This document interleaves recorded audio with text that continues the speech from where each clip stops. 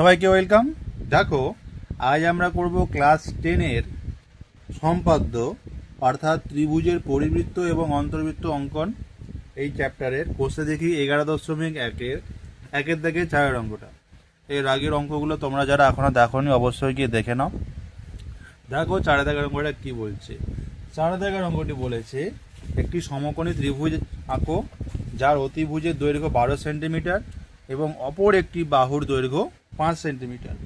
এই সমকোণী ত্রিভুজটা আঁকার পর আমাদেরকে এর পরিবৃত্ত আঁকতে হবে। তাহলে এটা আঁকার জন্য আমরা কি করব? আগে আমরা একটা 90 ডিগ্রি কোণ আঁকবো, তারপর 12 সেন্টিমিটার 5 সেন্টিমিটার এই জিনিসগুলো আমরা এঁকে নেব। তাহলে 90 ডিগ্রি আঁকার জন্য, আচ্ছা এটা হলো তোমার 11.1-এর দাগের 4 অঙ্কটা। আমরা আগে একটা 90 ডিগ্রি এঁকে নিই, তারপর বাকি কাজগুলো করব।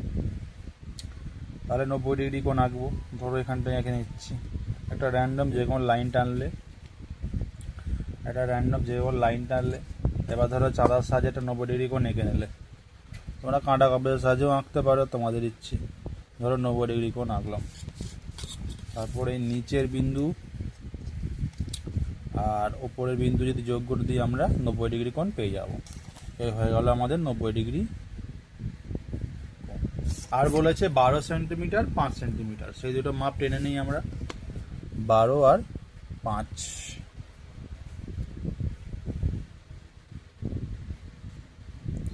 12 মানে 0 থেকে শুরু করে একদম 12 অবধি হয়ে গেল।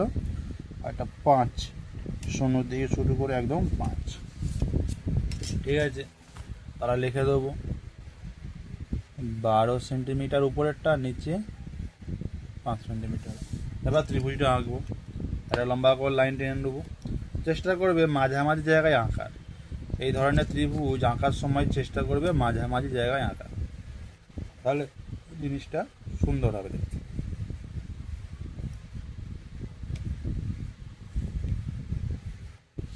আঁকলে এবার একদম ধরো এই ধারে বিন্দুই আমরা ত্রিভুজের 90 ডিগ্রি কোণটা আঁকবো। তাহলে 90 ডিগ্রি কোণের মাপটা নিয়ে আমরা আঁকি। এটা যে কোনো মাপ নিয়ে ঘুরে দিলে, দিলাম। সেই মাপটা আমরা ধরো এখানে বসিয়ে এদিকে ঘুরিয়ে নিলাম। তারপর এখানের এই মাপটা নিয়ে ধরো আমরা এই ঘুরিয়ে নিলাম। তাহলে আমরা এখান থেকে কি হবে, 90 ডিগ্রি পেয়ে যাব। এই উপরের বিন্দু আর নিচের বিন্দু যোগ করে দিই, যোগ করলাম। দেখো 90 ডিগ্রি পেয়ে গেল। লম্বা করে টানি, কারণ জানি না তো কতটা কি লাগবে। এই ধরো হলো। এবার ভূমির 5 সেন্টিমিটারটা টেনে নেবো। যেটা ভূমির 5 ছিল সেটা টেনে নেবো। পুরো মাপ পেয়ে দেখো টানলাম। এটা ভূমি হয়ে গেল আমার। এবার 12 সেন্টিমিটারের যে মাপ, সেই মাপটা নিলাম, নিয়ে এই এই টেনে দিলাম। দেখো উপরে যে জায়গাটায় ছেদ করেছে সেই বিন্দু আর নিচের বিন্দুটা যোগ করে দেবো।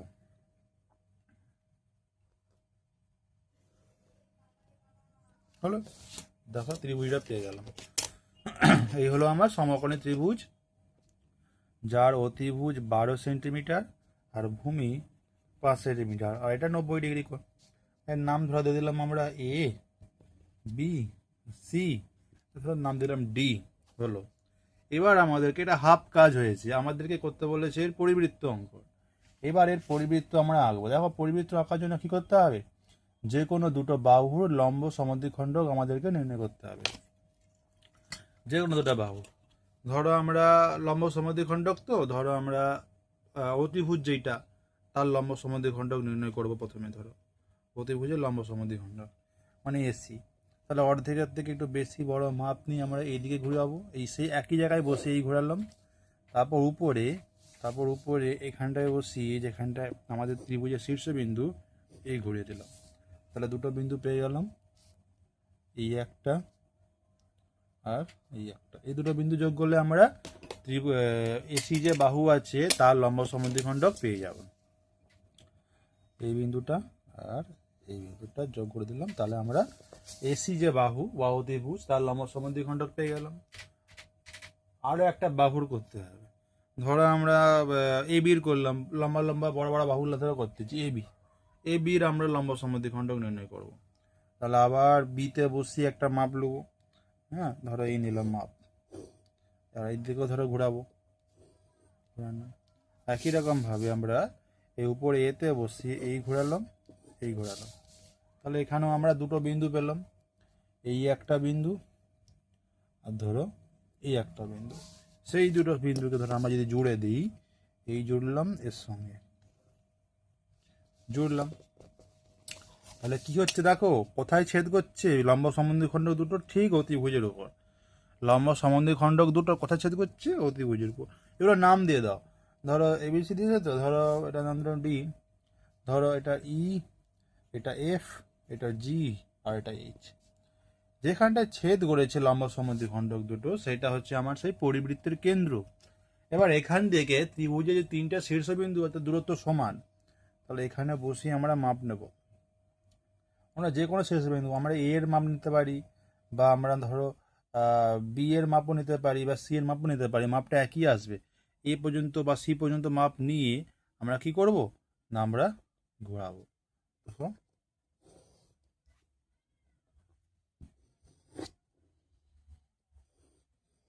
এই ঘুরিয়ে নিলাম, হলো এই ঘুরিয়ে নিলাম।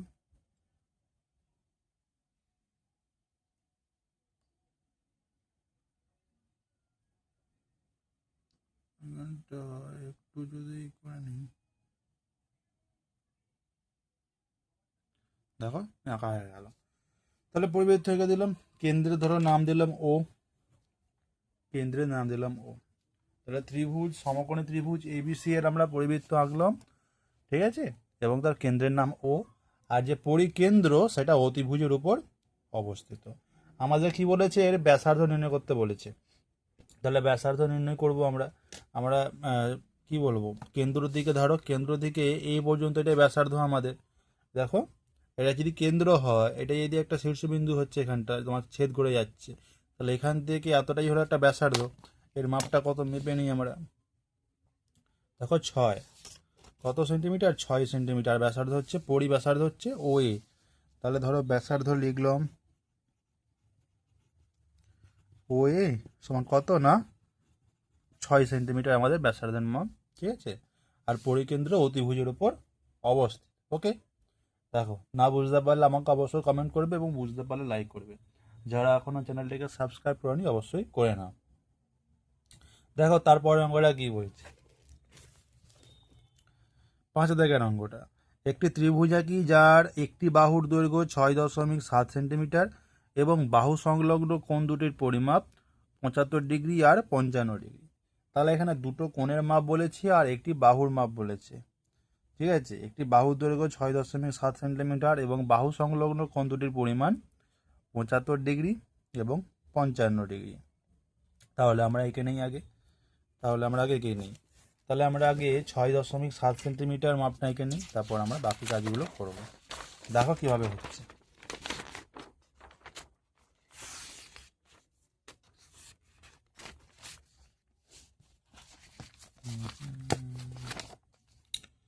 এটা হচ্ছে 11.1, এটা 5 দাগের অঙ্কটা। প্রথমে আমরা কি করব, 6.7 সেন্টিমিটার মাপ বলেছে না, টেনে নিই আগে, টেনে নিই তারপর কোনগুলো আঁকবো।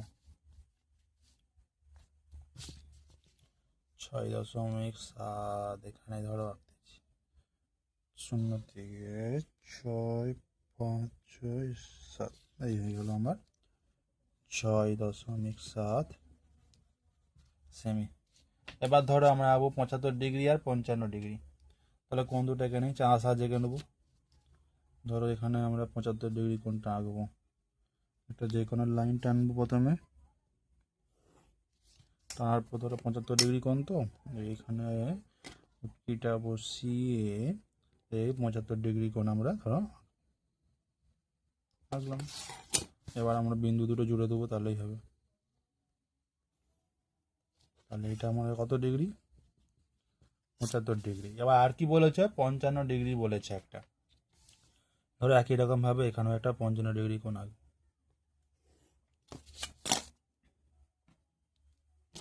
55 ডিগ্রি কোণ,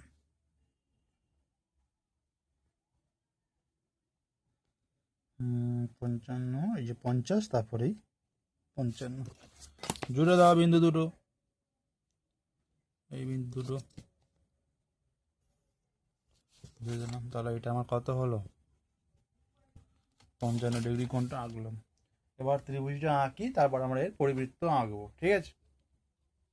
তাহলে ত্রিভুজটা এবার আঁকবো আমরা একটা প্রথমে। আচ্ছা, এটাও করতে পারি আমরা, বড় লাইন টেনে করতে পারি, বা পুরো একবারে 6.7 সেন্টিমিটার যে মাপ আছে সেটা কেটে করতে পারি আমরা। ধরো আগে একটা লাইন টেনে নিলাম, মাঝামাঝি জায়গায় আঁকবো। ধরো একটা বড় দেখা লাইন টেনে নিলাম, ছাড়ো, এই টেনে নিলাম, হলো। এবার ধরো একটা আমরা আঁকলাম এর 6.7 সেন্টিমিটার মাপটা নিয়ে তারপর আমরা কেটে নেবো এখানটা থেকে। 6.7 মাপটা ধরো নিলাম। তাহলে এখানে ধরো বসিয়ে একদম ধারে ধরো বসিয়ে এই 6.7 সেন্টিমিটার মাপটা ধরো নিয়ে নিলাম। এবার এই কি বলেছে, বাহু সংলগ্ন দুটো কোণ, মানে বাহুর পাশাপাশি আছে। তাহলে ধরো এদিকে 75 ডিগ্রি আঁকবো, এদিকে 55 ডিগ্রি আঁকবো, এটা করতে পারি আমরা। তাহলে আমরা 75 ডিগ্রি মাপটা নিয়ে নিই আগে, নিয়ে আমরা এখানে 75 ডিগ্রি এই নিলাম। তাহলে এইখানে বসে আমরা এইদিকে এই ঘুরে নিলাম, তারপর এখান থেকে মাপটা নেব এতটা পর্যন্ত, ঠিক একই রকমভাবে এখান থেকে বসে এই মাপটা নিয়ে নেব। তাহলে এটা এভাবে করলে আমরা 75 ডিগ্রি কোণটা আমরা এদিকে পেয়ে যাচ্ছি। 75 ডিগ্রি কোণটা তাহলে আমরা পেয়ে যাচ্ছি, ঠিক আছে? এবার ধরো 55 ডিগ্রি, এবার 55 ডিগ্রি কোণটা আমরা এই দিক থেকে আঁকবো।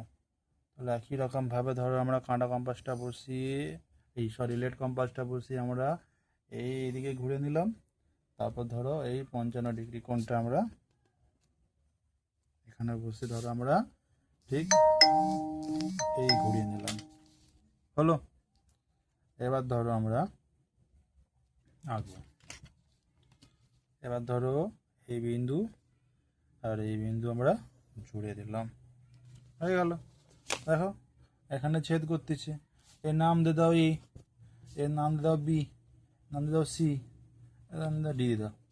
এবার এই যে ত্রিভুজটাকে দিলাম, একদিকে 75 ডিগ্রি আমরা আঁকলাম, একদিকে 55 ডিগ্রি কোণ আঁকলাম, আর ভূমিটা 6.7 সেন্টিমিটার। এবার এর পরিবৃত্ত আঁকতে হবে। পরিবৃত্ত আঁকার জন্য আমরা কি করব, আমরা আগে এর যে কোনো দুটো বাহুর আমরা লম্ব সমদ্বিখণ্ড নির্ণয় করব, ঠিক আছে? ধরো আমরা এসি আর এ বি এই দুটো বাহু এদের লম্ব সমদ্বিখণ্ড নির্ণয় করব। তাহলে এসি তো, তাহলে ধরো এই একটা মাপ নিলাম মোটামুটি অর্ধেকের থেকে বড়, এই নিলাম, এইদিকে ঘোরালাম, তারপর এই এতে বসিয়ে আমরা এইদিকে ঘোরাবো, আর এইদিকে এই ঘুরে নিলাম। তাহলে কোথায় কোথায় ছেদ করছে দেখতে পাচ্ছি, এখানে ছেদ করছে আর এখানে ছেদ করছে, সেই দুটো বিন্দু জুড়ে দেবো। তাহলে আমাদের এসি এর লম্ব সমদ্বিখণ্ড নির্ণয় করা হয়ে যাবে, হয়ে গেল। ধরো নাম দিয়ে দাও ই আর এ। এবার ধরো আমরা এ বির করবো, যে কোনো দুটো বাহু করতে হবে। আমরা এসির করলাম, ধরো এবার এ বির করবো। তাহলে এই বিতে বসি আমরা এইদিকে ঘোরাবো একটু, এইদিকে ঘোরাবো, একই রকমভাবে আমরা এদিকে ঘোরাবো আর এদিকে ঘোরাবো। এবার দেখো কোন কোন বিন্দু ছেদ করেছে। দেখো এই একটা বিন্দু এখানে ছেদ করেছে, আর একটা বিন্দু কোথায় ছেদ করেছে, আর একটা বিন্দু ছেদ করেছে, খুঁজে পাইনি, দাঁড়ান, কোথায় কোথায় ছেদ করছে, এত সরল লেখা টানা হয়েছে আর খুঁজে পাওয়া যায়নি। এইটা তো এখানে কথা করবে, তার মানে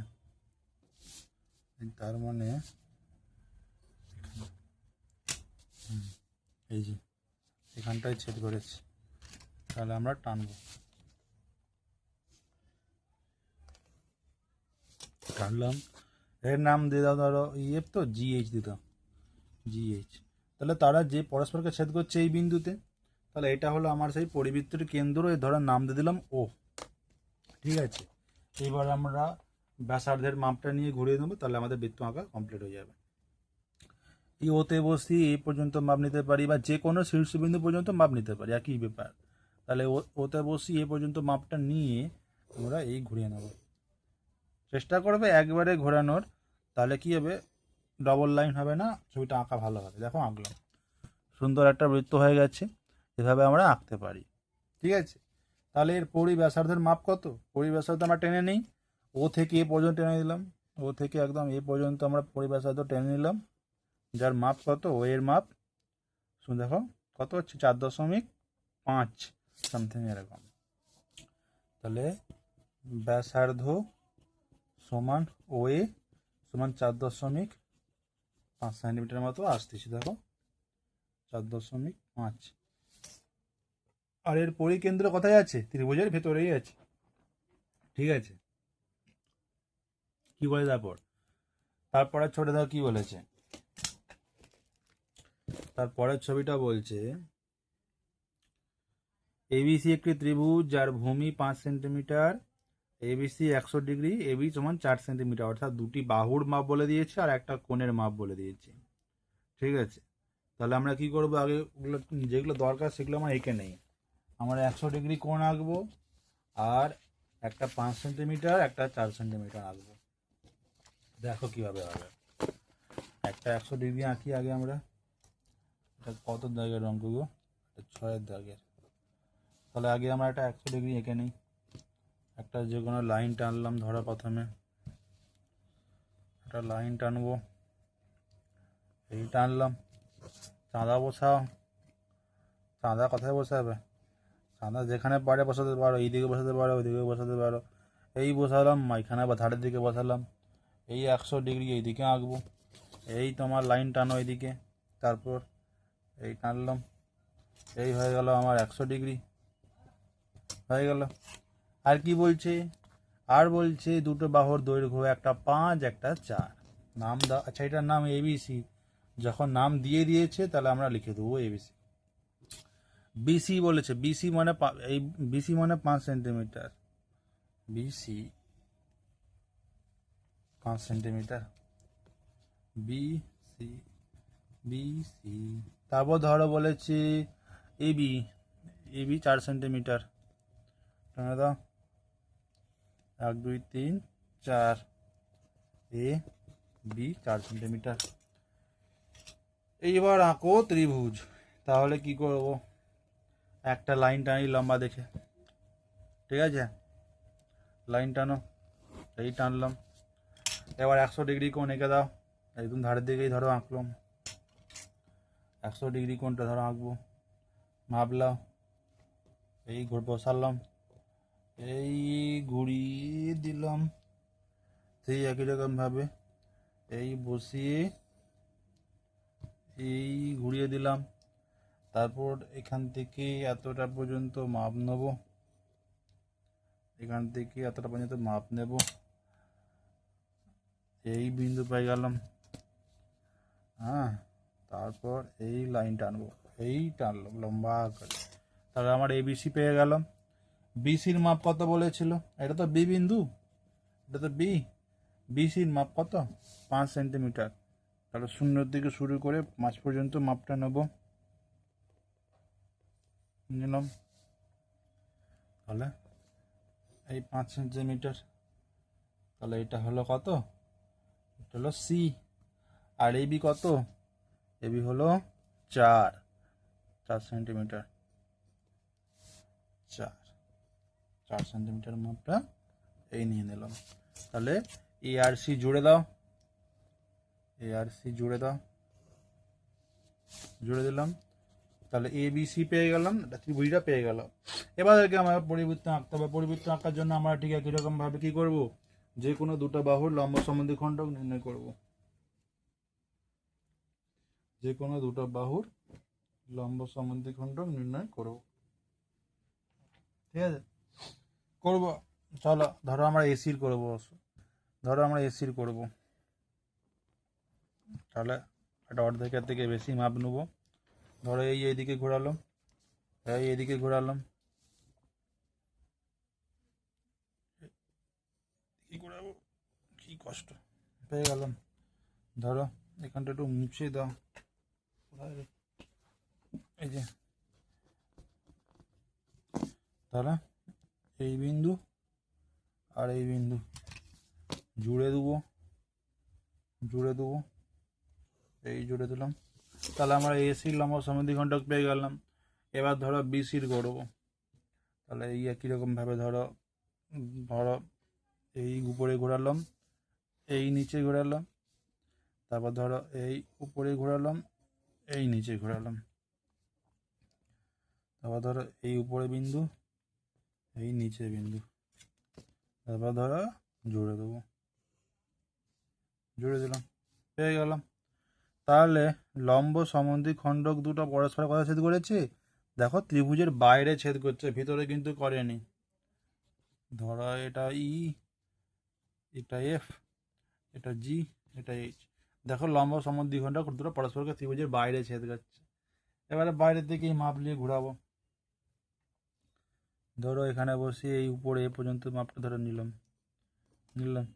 সেই একই মাপ আমার বিসি বি পর্যন্ত আসবে, আর সি পর্যন্ত হয়ে এসে আমার বৃত্তটা কমপ্লিট হয়ে, দেখো সুন্দর বৃত্ত আঁকা হয়ে গেল।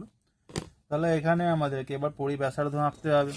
পরিব্যাসার্ধ, তাহলে যে বৃত্তের যে কেন্দ্র ও ছিল ওখান থেকে ধরো আমরা এর মাপটা নেব, নিলাম। তারপর মেপে নিই আমরা এর মাপটা কত হচ্ছে। ওর থেকে শুরু করে একদম ধরো এটার মাপ আসছে 3.5 সামথিং। তাহলে ব্যাসার্ধ সমান ও এ 3.5 সেন্টিমিটার। আর এই যে পরিকেন্দ্র সেটা ত্রিভুজের বাইরে আছে। দেখো যে ত্রিভুজের তো এটা, আরে ও তো বাইরেতে বিন্দুটা আছে। ঠিক আছে, দেখো যারা বুঝতে পারছো অবশ্যই লাইক করো, যারা বুঝতে পারোনি কমেন্ট করে জানাবে, এবং যারা এখনো চ্যানেলটিকে সাবস্ক্রাইব করোনি অবশ্যই করে নাও।